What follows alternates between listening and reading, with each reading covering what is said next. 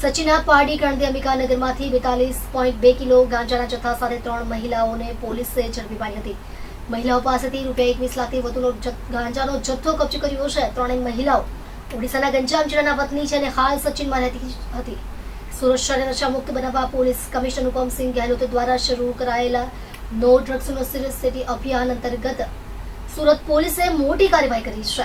Surveillance સ્ટાફને મળેલી બાતમીના આધારે સચિનના પારડી કણદી વિસ્તારમાં આવેલા અંબિકાનગરના મકાન નંબર 240માં દરોડો પાડવામાં આવ્યો હતો. આ દરોડા દરમિયાન ઘરમાંથી 42.2 કિલોગ્રામ વજનનો ગેરકાયદેસર ગાંજાનો જથ્થો મળી આવ્યો હતો, જેની બજાર કિંમત ₹21,01,000 થાય છે. પોલીસે સ્થળ પરથી સીતા નરેશ દલાઈ, સુકંતી રામા નાહક અને આરતી કૃપા સિંધુ બરાડ નામની 3 મહિલાઓની ધરપકડ કરી છે. પોલીસે ગાંજા ઉપરાંત 4 મોબાઈલ ફોન, કિંમત ₹20,000, આધાર કાર્ડ, લાઇટ બિલ અને 3 સુટકેસ, એક થેલો મળી કુલ ₹21,21,000નો મુદ્દામાલ કબજે કર્યો છે. ગુજરાત સરકારનું નો ડ્રગ્સ ઇન ગુજરાત અને સુરત શહેર પોલીસ કમિશનરનું નો ડ્રગ્સ ઇન સુરત સિટીની જે મુહિમ છે એના અનુસંધાને સચિન પોલીસ સ્ટેશનમાં NDPSનો કેસ કરવામાં આવ્યો. 1632/2026 નંબરનો ગુનો NDPSની કલમ 8C, 20B, સેકન્ડ અને C29 મુજબ કરવામાં આવ્યો 22 તારીખના રોજ.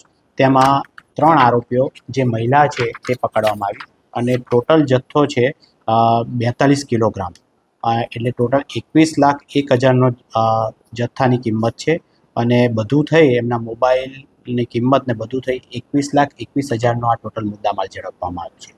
જથ્થામાં 3 મહિલા આરોપી પકડાઈ છે, જેના નામ છે સીતા વાઇફ ઓફ નરેશભાઈ દલાઈ, ઉંમર વર્ષ 29, તથા સુકંતી રામા નાહક, ઉંમર વર્ષ 54, તથા આરતી વાઇફ ઓફ કૃપાસિંહ બરાડ, ઉંમર વર્ષ 40 અને 3 મૂળ રહેવાસી જિલ્લો ગંજામ ઓડિશાના છે. આ લોકોની મોડસ ઓપરેન્ડી એવી હતી કે એ પૂરી અમદાવાદ ટ્રેનમાં છેલ્લા મહિનામાં 2 વખતથી એ લોકો આ માલ લાવતા હતા અને અહીંયા આગળ છૂટક વેચાણ કરતા હતા. અત્યારે એમના રિમાન્ડ લેવામાં આવ્યા છે અને 2 વખતનું સ્વીકારે છે, તો અગાઉ કેટલી વખત લાવેલા હતા માલ એની પણ તપાસ ચાલે છે અને અહીંયા આગળ કોને માલ આપ્યો હતો અથવા તો આ જે જથ્થો છે કોને આપવાનો હતો એની પણ તપાસ અત્યારે સચિન પોલીસ સ્ટેશનમાં શ્રી PN વાઘેલા સાહેબ કરી રહ્યા છે. આ રીતે આ એક વાણિજ્યક જથ્થો, કોમર્શિયલ જથ્થાનો મોટી ક્વોન્ટિટીનો કેસ કરી સુરત શહેર પોલીસ ડ્રગ્સની જે બધી છે તેને સંપૂર્ણપણે નાબૂદ કરવા માટે કટિબદ્ધ છે.